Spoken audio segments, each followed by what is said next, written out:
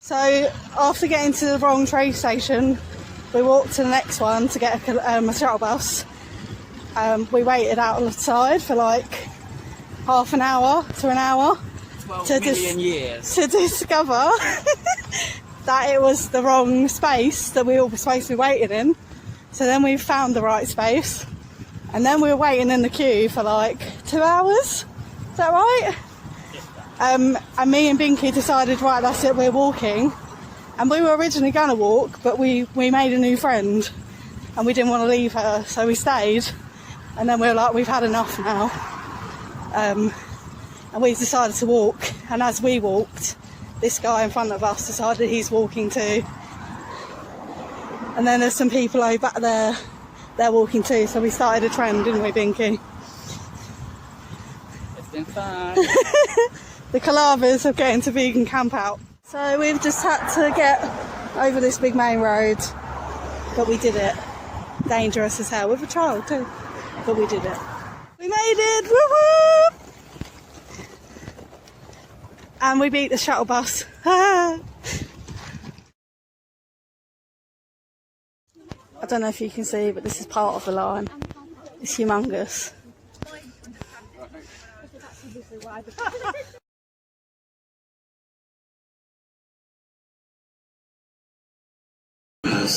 It's not just the case that we don't have extraordinary justification for extraordinary art. We don't even have ordinary justifications, even for the most basic mistreatment of animals that we currently partake in.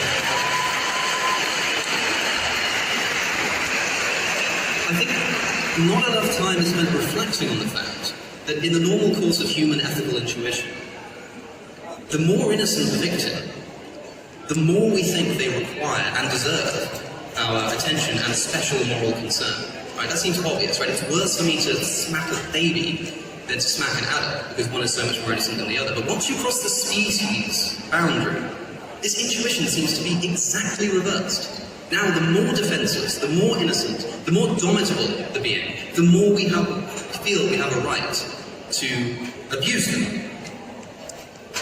And let me remind you, right, we're talking about, I don't need to explain to a room full of vegans that we're talking about torture and abuse, but what I will remind you is that in a human context, in liberal thinking at least, when it comes to torture, think about this. When you hear about this as a method of war or something like this, we don't justify torturing our enemies, even when we have a good reason to do it.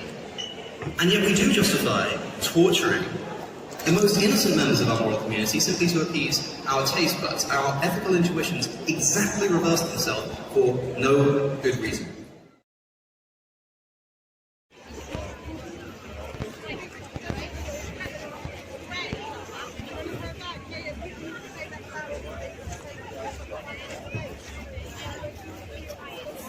Where do you find the world's coolest tents? At Vegan Camp Out. Here's another.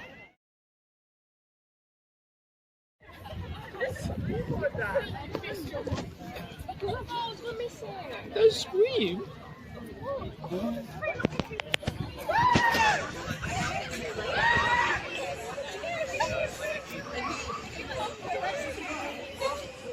Just some vegans casually chatting to like the stars of the show.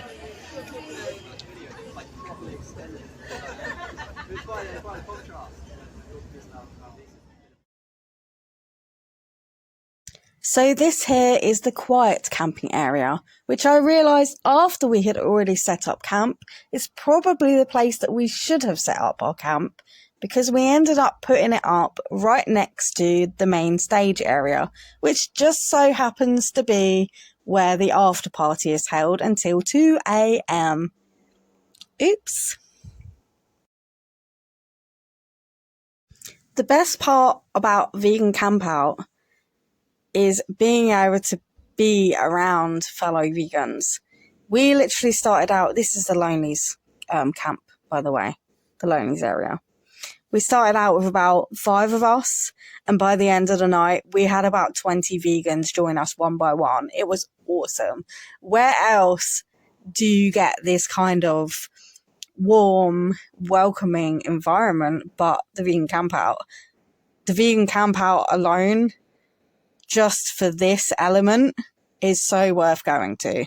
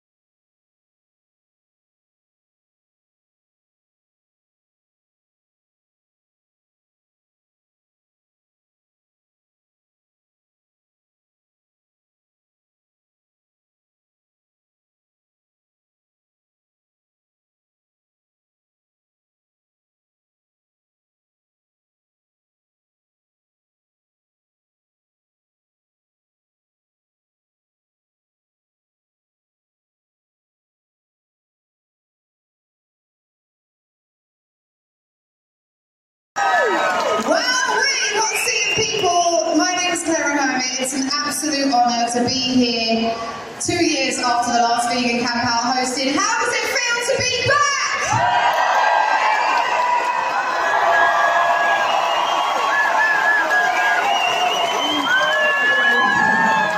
Right now, how did you take your mum from it's just a phase of you and Jordan being vegetarian to herself being vegan and an activist? She's over there as well, everyone, so just give her a little wave. What was that process? Yeah, it was great because so she stopped eating dairy chocolate and she was like, I was at university and she was like, Alice, I'm going to stop drinking cow's milk. And I was like, okay, that's a really good start. And then she stopped, like I say, eating chocolate. And then after a while, it was just like, I think the nail, what's the term? The nail dropped. The penny dropped. The penny dropped. And it all made sense to her, and she like watched the documentaries as well. And yeah, she's just like super, super passionate about it now. And same with my little brother. And yeah, I think she always says, don't think that only parents can teach you as children. She's like, I've learned so much from you and Jordan, so I think that's a really important thing to know that you can learn things from your children as well. Like, as the generations change and time goes on, it's just, we can like all learn from each other, Indeed, I think that's a really important message. So, when you went vegan back in 2015, did you imagine that you and Jordan going vegan would end up with you here with 11,500 other vegans in this amazing festival? No, not one bit.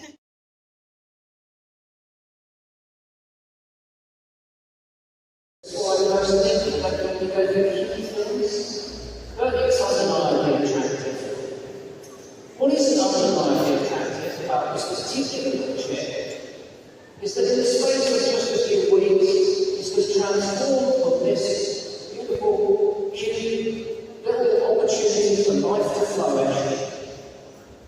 into this. Because this is what we call a Franken chicken. And Franken chickens are bred to grow really, really quickly, 4 or 5 weeks to get to their maximum size. But in real life, the chicken would take months to do that in a natural, wild sense. And the downside of the Franken chicken is that because it grows so quickly and gets so heavy, its legs can't keep up. So it collapses. It basically just can't hold the weight of its body. And then it falls onto the ground, where it and thousands of other chickens are just shanked. And bird shit is highly concentrated. Birds don't want to waste much water in their poo or their urine. So it's very concentrated and it's full of essentially ammonia. So when the chicken gets this on its skin, it burns it, destroys the skin, you get open wounds. Now I don't know if you keep going. I'm telling you what a life of abject misery this chicken and the 10,000 other chickens living in its shed have.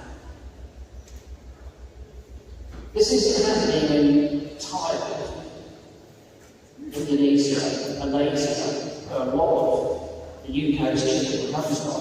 This is happening in the UK. So why is it that we love the swallow? I'm the bee one, I'm reincarnated. And yet, lots of people don't think twice about eating another bird like the chicken. Why is it that I love my 2 poodles sitting next more than anything? Don't tell my mum. She loves them more as well. And we invest all of our time and energy making sure that they live the longest, happiest, healthiest lives that they possibly can. And yet, many people just don't think twice or at all about eating a pig. Can anyone honestly here tell me what's the difference, not the obvious species difference, what's the difference between a dog and a pig? Nothing. Why is it? Since I've been a child, I haven't been able to get my head around that. Because probably I've refused to be conditioned to the idea that it's okay to eat one thing, so it's definitely not okay to eat the other one. Because when I was a kid, I was encouraged by my parents to question authority, to question everything. If someone tells you something, then you should think, is that right? Is that true? Is that what I want to believe? Is that what I want to do? And that seems eminently sensible to me, because there's so many people with vested interests. And if they're trying to protect those vested interests, then they're likely to not be telling you the truth. So your suspicion is warranted. I think we live at a time where more than ever it is important for us to question authority.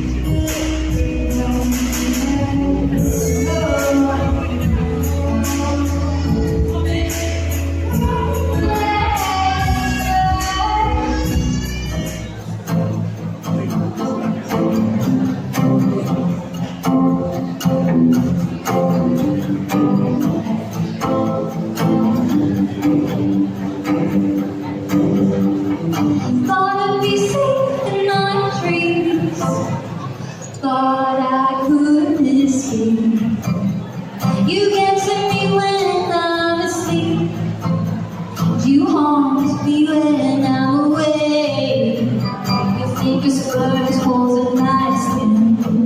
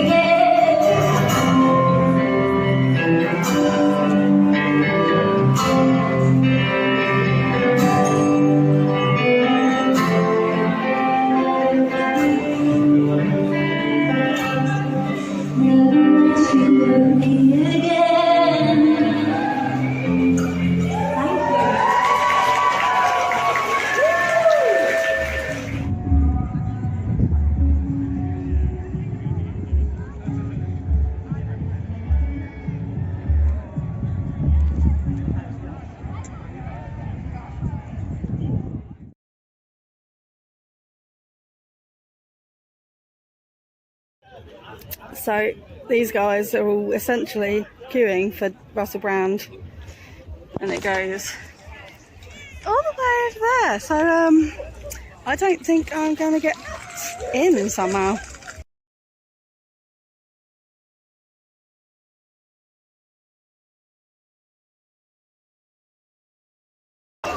Radical vegans, calm vegans, sexy vegans, people pretending to be vegans. Let's follow here for this campaign. People that have come with a vegan friend that are starting to feel a bit anxious. Thank you for having me. As you know, I am one of you.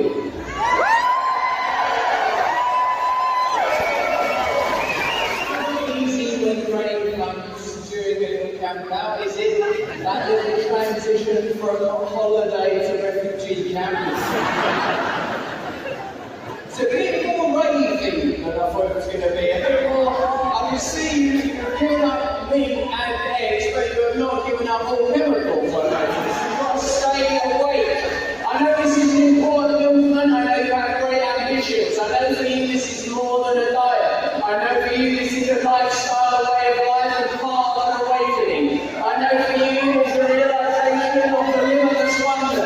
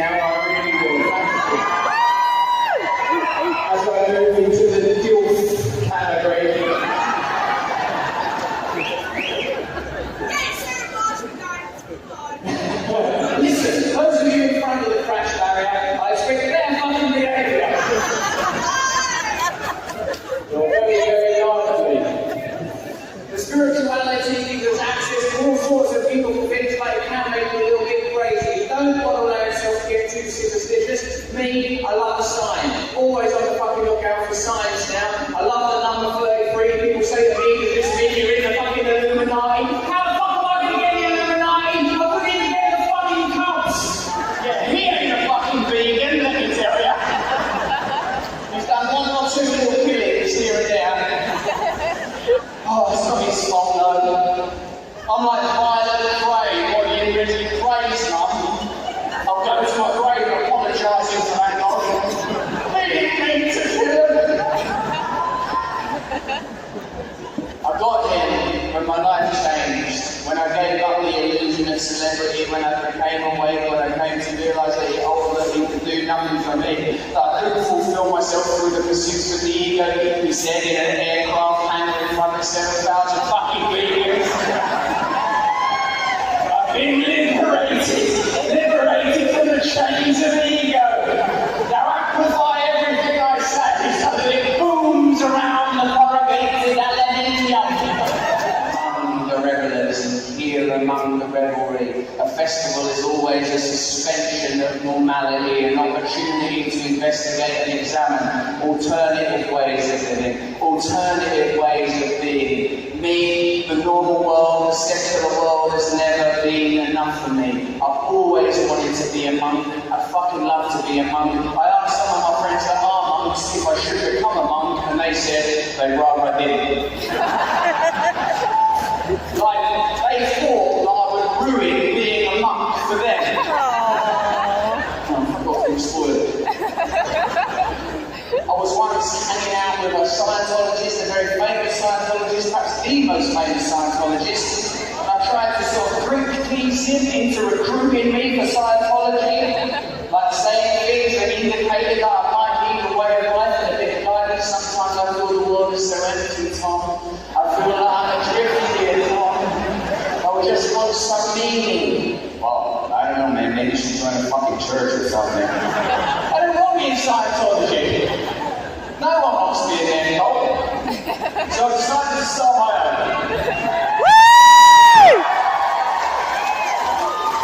And this is why I find myself at Newark recruiting from the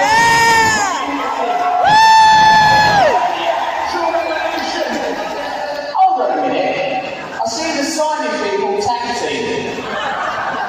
Oh, they tap out. Like one person signs for a bit, and it's like, fucking hell. That motherfucker speaks quick. Tap, tap.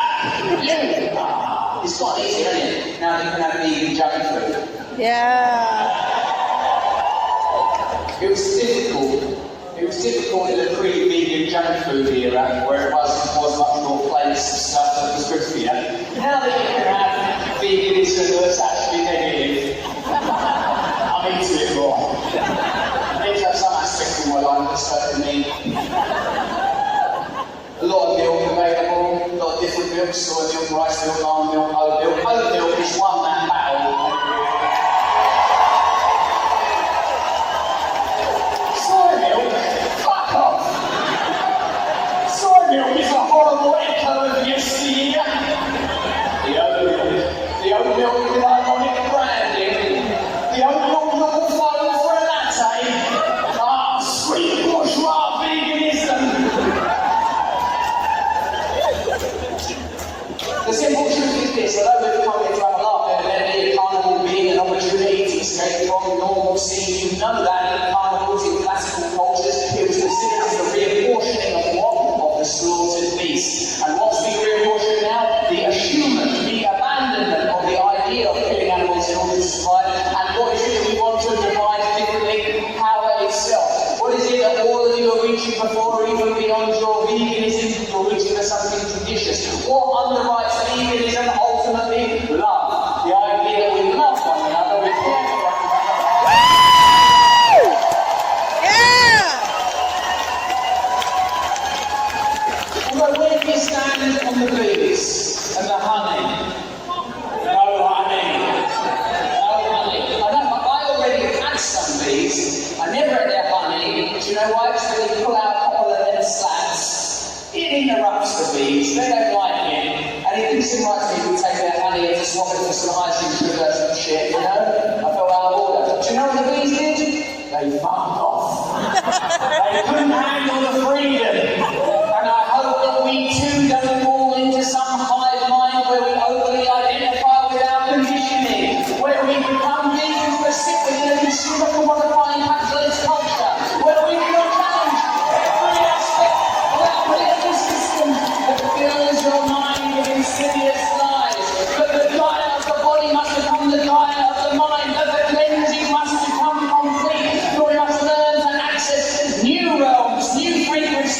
no longer choose between the humdrum binary of neoliberalist choices, Labour, Conservative, Democrat, Republican. The old illusion is over. Russell memes, the Native American activist said that capitalism and communism are merely different sides of the same coin. Both see the earth and its inhabitants as a resource. We must awaken again to the arcade. We must awaken again to the ancient wisdom that lurks in all of us, in our DNA, in our meridian systems. We must break away from the frontal cortex. Very good for organising things, very good for organising an event. Don't try to organise a festival just with the Olympic system or your amygdala. It'll be crazy. Don't try and organise a vegan festival from a state of shamanic revelry where you can feel the erotic power, the Kundalini serpent rising up, elevating you beyond the reach of their bland digital coding of your perfect organic minds. How are we going? Still going really well. Are you recovering okay? Anyone on the chair? I think you understand me, right? You can't understand! That whole time, I don't know the fuck this guy's talking about. Maybe this is a vegan festival?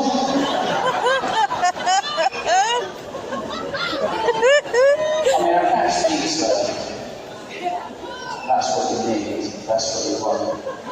Everything has changed about me. Everything has changed as a result of the epiphany. Everything has changed during this time of isolation and hibernation that we've been through.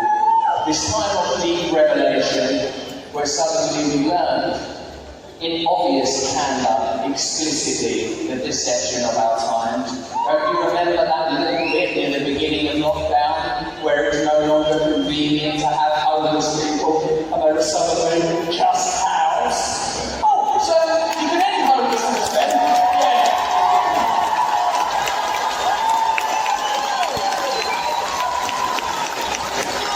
You know, in some cities they're kicking homeless people back out onto the streets again.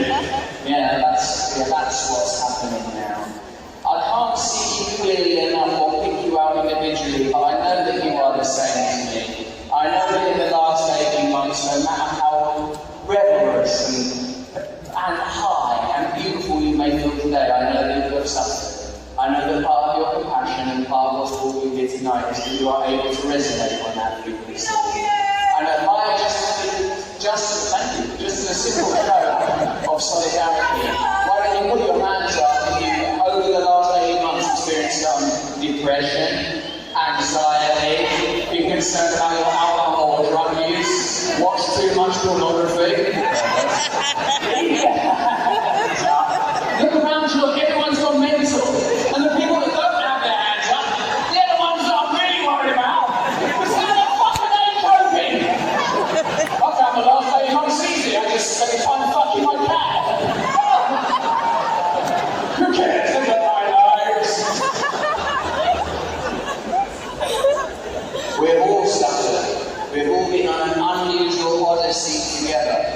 Let's take a moment to talk through what happened to us. I made the decision to use this time to try and awaken myself. I chatted to some pretty serious spiritual masters during this interim, who we know as Eckhart Tolle is. Eckhart Tolle is so spiritually enlightened, he could barely be bothered with fucking Coca-Cola. His voice outside is being lowered into a hot R, or living perpetually in the moments during doing a poo. It's quite pleasurable. Just one moment. There's a moment during it. I'm in recovery. I can't take drugs. I have to take my highs throughout the line. I have to tune into that stuff. Eckhart Tolle told me you can never be happy in the conceptual mind. You cannot live in the conceptual mind, Russell. You will be inhibited there. You have to transcend all concepts. He told me not to fall into the traps of self-pity. As the great Ramdas says, self-pity is when we sample our misery like wine. not lose yourself in self-pity. Self-pity can be those understood thusly. It is different from sadness, it's different from grieving, it's different from pain. It's when you overly identify with your pain and suffering and you make it the core of your identity. Eckhart Tolle told me the difference is, if you're given a bowl of soup in a restaurant and it is cold, a proper response, a non-self-pity response is, the soup is cold. How different it is to say, my soup is cold. Excuse me, my soup is cold. My soup is always cold. My childhood was cold. I get this strong feeling there's someone behind me right now. Is this going to be the moment? I mean, I suppose if I do have to be murdered from behind, why not at a vegan festival?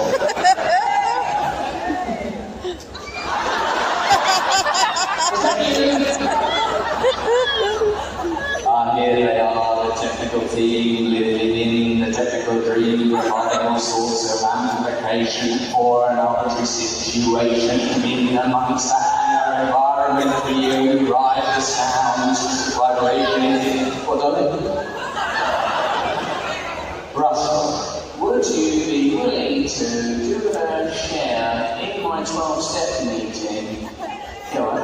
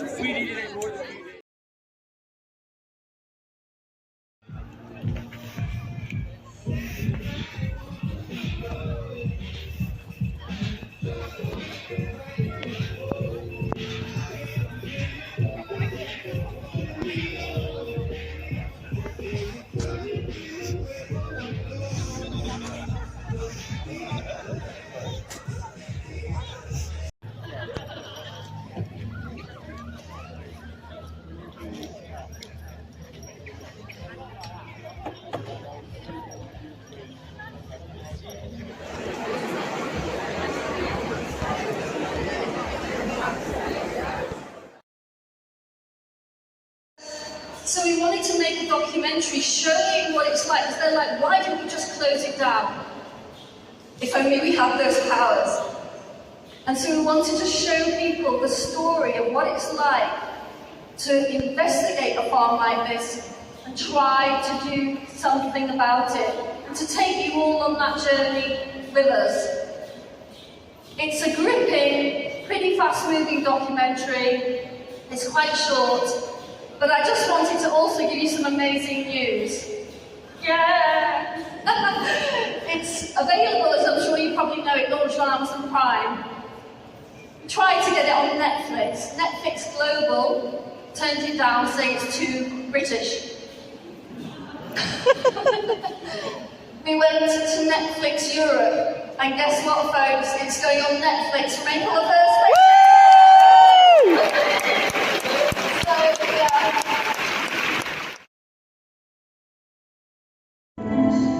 I found very poignant as I was watching some of the animals at the back trying to sleep, and it was practically impossible for them to do it because there simply wasn't the space.